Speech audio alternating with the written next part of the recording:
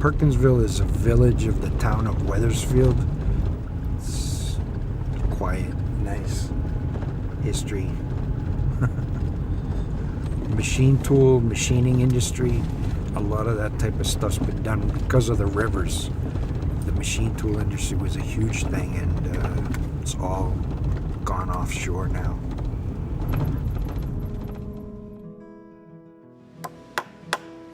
My name is Glenn Bowman. I've been the owner of Vermont Soapstone Company for the last 25 years. Company's been here in Perkinsville since 1856. We're here because the stone was here.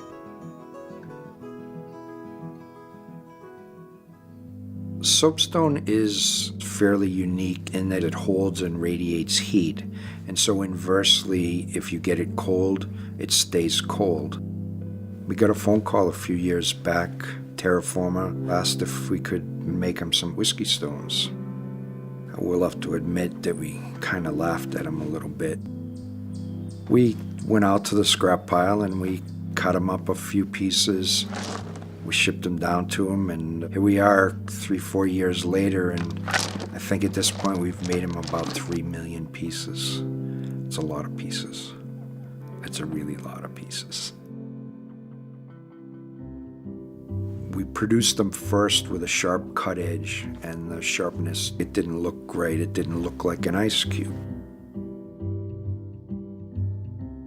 What we figured out finally was we rented a cement mixer, dumped a bucket of them in there, and they tumble against each other, and it gets a good finish on the edges.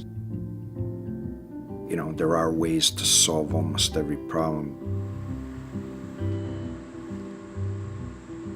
You know, the New England economy, which is our market in architectural stone, has certainly had its issues over the last 5 years or so.